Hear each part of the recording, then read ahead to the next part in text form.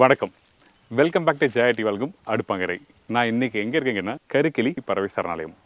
வேடந்தாங்கல் வந்தீங்கன்னா அங்கேருந்து 4லேருந்து 5 kilometre travel பண்ணி வந்தீங்கன்னா இந்த கருக்கிளி பறவை சரணாலயம் இருக்குது. காலையில் அப்படி இல்லை ஈவினிங் வந்தீங்கன்னா நிறைய வகையான வாத்துலாம் பார்க்கலாம். அதில் பர்டிகுலராக பார்த்தீங்கன்னா ஊசிவால் வாத்து, நீர்க்காகம், இந்த மாதிரி பறவைகள்லாம் பார்க்கலாம். வாங்க இப்போ நம்ம ப்ரிப்பரேஷன் எப்படி பண்ணுறது பார்த்தலாமா?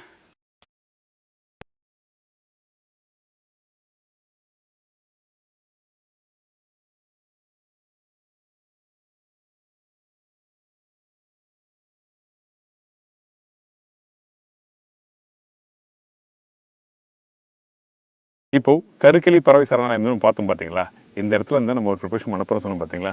அந்த ப்ரிப்பரேஷன் என்ன, மீனை வச்சு ஒரு கேரளா ஸ்டைலில் மீன் பொரிச்சு எப்படி பண்ணுறது பார்க்க போகிறோம். மீன் பொரிச்சு நிறைய விதமாக பண்ணலாம்.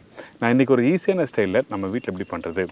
ஆக்சுவலாக வந்து இந்த மீன் பொரிச்சு பண்ணும்போது என்ன பண்ணுவோம் கேட்டிங்கன்னா, இந்த சின்ன வெங்காயம், பூண்டு, இஞ்சி, பச்சை மிளகாய், தக்காளி, அப்புறம் நம்மக்கிட்ட இருக்க இந்த மல்லித்தூள், தனியாத்தூள், மிளகாய் பவுடர் எல்லாத்தையும் ஒன்றா போடுவாங்க.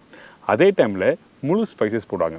முழு தனியா, காஞ்ச மிளகாய், சீரகம், சோம்பு இதெல்லாம் போட்டு நல்லா வறுத்துட்டு, அதுக்கப்புறம் வறுக்கிறதுனா கொஞ்சம் லைட்டாக எண்ணெய் போட்டு தண்ணி போட்டு வதக்கி அதுக்கப்புறம் அரைச்சி எல்லாம் மீனோட மேரினேஷன் பண்ணி தான் ப்ரிப்பரேஷன் பண்ணுவோம். ஆனால் இன்றைக்கி அப்படி பண்ண போதில்லை. நம்மக்கிட்ட இருக்க இந்த வெங்காயம், தக்காளி, மிளகாய் போட்டு தனியாத்தூள் போட்டு லைட்டாக வதக்கிட்டு, அதாவது தக்காளி தொக்குமா ரெடி பண்ணிவிட்டு அதோட இந்த மீனை போட்டு நல்லா மேரினேட் பண்ணிவிட்டு அதுக்கப்புறம் கிரில் பண்ண போகிறோம். ஸோ ரொம்ப ஈஸி ஸ்டைல் தான். நிறைய பேர் வந்து இந்த மீன் பொரிச்சு வந்து பெரிய ப்ராசஸ், இது பண்ணுறதுக்கு லேட் ஆகும்னு சொல்லிட்டு சொல்லுவாங்கள்ல. அதனால் இன்றைக்கி ரொம்ப ஈஸியான ஸ்டைலில் நல்ல டேஸ்ட்டான ப்ரிப்பரேஷன் பண்ண போகிறோம். அது மட்டும் இல்லை, இந்த மீன் பொரிச்சு கறி மீன் வச்சு தான் பண்ணுவாங்க. ஆனால் நம்ம ஊரில் வந்து கறி மீன் கிடைக்காது. அதனால் நான் இங்கே என்கிட்ட இருக்க இந்த ஏரி மீன் இருக்குது. நல்ல முள் இருக்க மீன் தான் ரொம்ப நல்லாயிருக்கும். முள் இல்லாத மீன் வந்து இந்த மாதிரி ப்ரிப்பரேஷனுக்கு யூஸ் பண்ண வேண்டாம். இங்கே பாருங்கள், இந்த மீன் நல்லா க்ளீன் பண்ணிவிட்டு எடுத்து வச்சுருக்கேன். முக்கியமாக வந்து இந்த மீனில் இருக்க இந்த சதையில் எல்லாத்தையும் க்ளீன் பண்ணி எடுத்துருங்க. அதுக்கப்புறம் இந்த மாதிரி சின்ன சின்ன ஸ்லைஸ் பண்ணணும். எதுக்காக இப்படி பண்ணோன்னா, நம்ம ரெடி பண்ணுற மசாலாவை இதில் மேரினேஷன் பண்ண போகிறோம். அதுக்கு முன்னாடி ஃபஸ்ட்டு மேரினேஷன் பண்ணணும். இந்த ப்ரிப்பரேஷன் பண்ணுறதுக்கு முன்னாடி, அதாவது எப்படி கேட்டிங்கன்னா, இங்கே பாருங்கள், இந்த மீன் போட்டிருக்குன்னா ஃபஸ்ட்டு நம்ம என்ன பண்ணுறோம், கொஞ்சம் இஞ்சி பூண்டு பேஸ்ட் போடுறோம். கொஞ்சம் இஞ்சி பூண்டு பேஸ்ட்டு, கொஞ்சம் மஞ்சத்தூள், இதுக்கப்புறம் கொஞ்சம் உப்பு போட்ட பிறகு நம்ம என்ன பண்ணுறோம், இந்த மீனை வந்து ஃபஸ்ட்டு இந்த பேசிக் மேரினேஷன் போடுறோம். உங்களுக்கு காரம் அதிகமாக வேணும்னா இந்த இடத்துல கொஞ்சம் இடித்த பச்சை மிளகாய் அப்படின்னா அரைச்ச பச்சை மிளகாய் நீங்கள் போட்டு நல்லா மேரினேஷன் பண்ணுறங்க.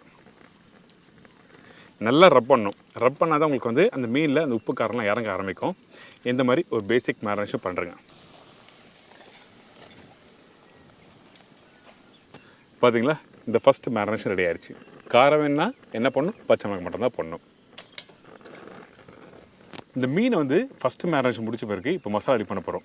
இதுக்கு வந்து கடுகு, அதுக்கப்புறம் வெந்தயம் ரெண்டுமே போட்டிருக்கேன். இந்த இடத்துல கொஞ்சமாக சோம்பு.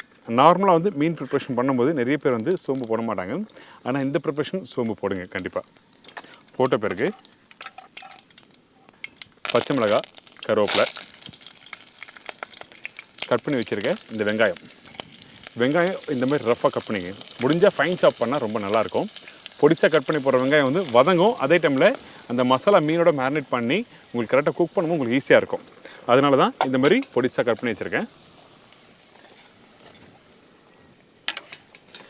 இந்த வெங்காயம் நல்லா வதங்கிட்டோம். எப்படி வீட்டில் தக்காளி தொக்கு வீட்டில் பண்ணுவீங்களோ அதே மாதிரி வெங்காயம் நல்லா வதங்கிருக்கணும். அதுக்கு பிறகு தான் தக்காளி போட போகிறோம்.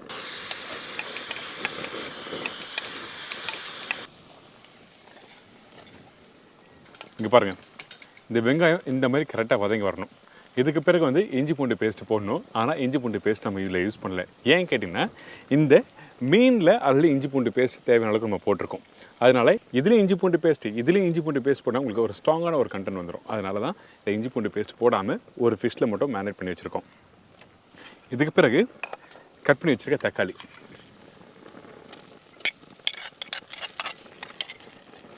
இப்போ இந்த தக்காளி போட்ட பிறகு நம்ம என்ன பண்ணுறோம், கொஞ்சம் உப்பு போடுறோம். அதே டைமில் உப்பு பார்த்து போடுங்க. மீன்லேயும் உப்பு போட்டிருக்கோம். திருப்பி வந்து நம்ம உப்பு இதில் அதிகமாக போட்டால் உங்களுக்கு அதிகமாக இருக்கும். அதனால் பார்த்து போடுங்க. உப்பு, மஞ்சத்தூள் இந்த ரெண்டுத்தையும் போட்டு நல்லா வதக்குங்க. வதக்கும் போது உங்களுக்குன்னா தக்காளி தொக்குமா ரெடி ஆகும். அதுக்கு பிறகு வந்து இந்த மசாலா பவுடர் போடலாம். எடுத்த உடனே மசாலா பவுடர் போட வேண்டாம்.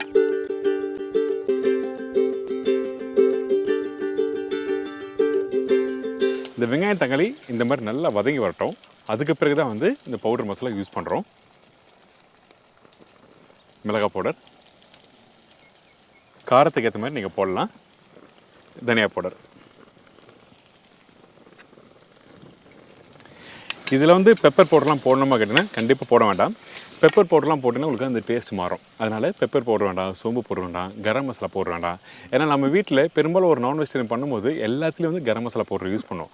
ஆனால் இந்த மாதிரி preparation garam masala powder use பண்ணக்கூடாது. கரம் மசாலா யூஸ் பண்ண உங்களுக்கு ஸ்ட்ராங்கான ஃப்ளேவர் கொடுக்கும். அதுக்கப்புறம் ப்ரிப்பரேஷன் சாப்பிடும்போது ஒரு அந்த புளிப்பு, அந்த காரம் டேஸ்ட் கொடுக்காது. அதனால தான் வந்து கரம் மசாலா பவுடர் யூஸ் பண்ண சொல்கிறேன். இப்போ பாருங்கள், இப்போ இதை வந்து தொக்கு மாதிரி நம்ம குக் பண்ணுறோம். இப்போ இந்த மசாலா இப்போ ரெடி ஆகிடுச்சு, ஆல்மோஸ்ட் ரெடி ஆகுது. இந்த இடத்துல கொஞ்சமாக தண்ணி ஊற்றுறோம். அதுக்கு மேலே தண்ணி வேண்டாம். ஏன்னா தொக்கு மாதிரி வரணும்ல.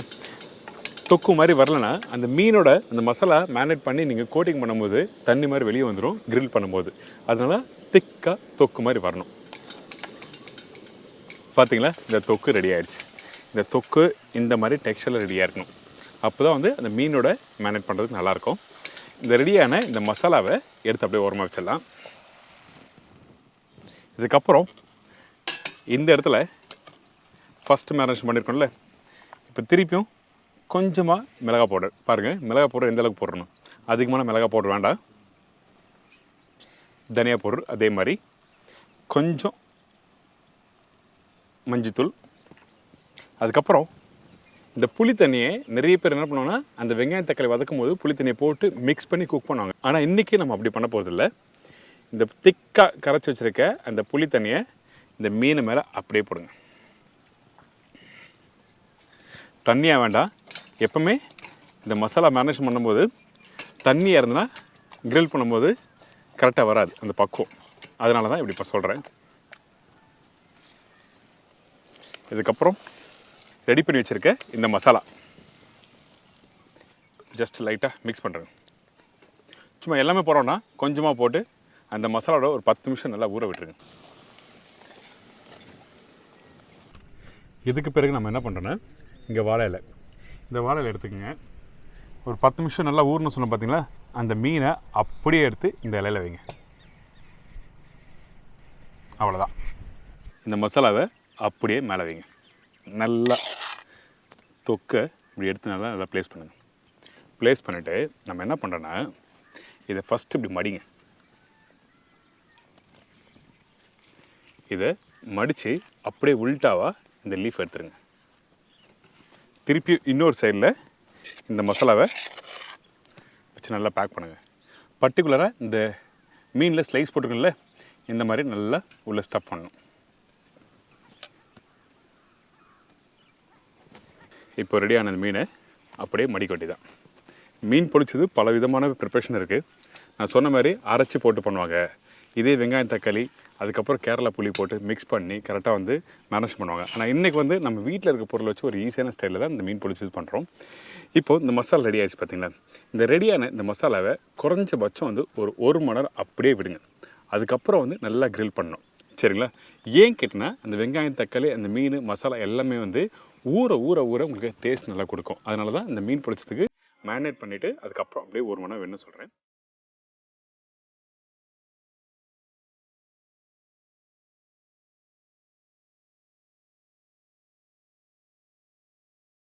கல் நல்லா சூடாக இருக்குது, எண்ணெய் போட்டு வச்சுருக்கேன். இந்த மீன் பொரிச்சுனாவே வந்து என்ன பண்ணால் தேங்காய் எண்ணெய் தான் யூஸ் பண்ணுவாங்க. ஆனால் பெரும்பாலும் நம்ம வீட்டில் வந்து தேங்காய் எண்ணெய் யூஸ் பண்ண மாட்டாங்க. அதனால் நல்லெண்ணெய் யூஸ் பண்ணியிருக்கேன். உங்களுக்கு தேங்காய் எண்ணெய் தான் யூஸ் பண்ணால் நீங்கள் தேங்காய் எண்ணெய் யூஸ் பண்ணலாம், ஒன்றும் தவறு இல்லை.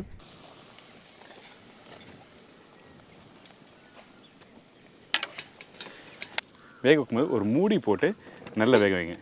அதே டைமில் உடனே திருப்ப வேண்டாம். ஒரு 5 நிமிஷம் நல்லா வேகட்டும். அதுக்கப்புறம் இன்னொரு சைடில் திருப்பி வேக வச்சு குக் பண்ணால் இந்த மீன் பொரிச்சு ரெடி.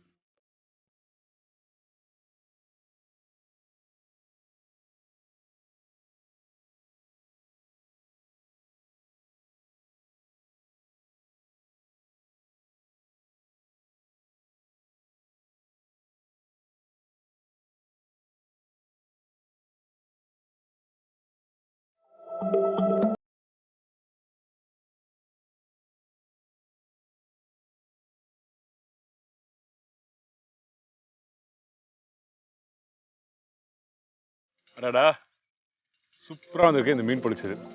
பாருங்கள் அந்த அந்த மீனை வந்து அந்த ப்ராப்பராக கிரில் பண்ணி எடுத்துனேன். அந்த வெங்காயம் தக்காளி எல்லாமே கரெக்டாக பைண்டிங் ஆகிருக்கு. இந்த மாதிரி தான் வரணும்.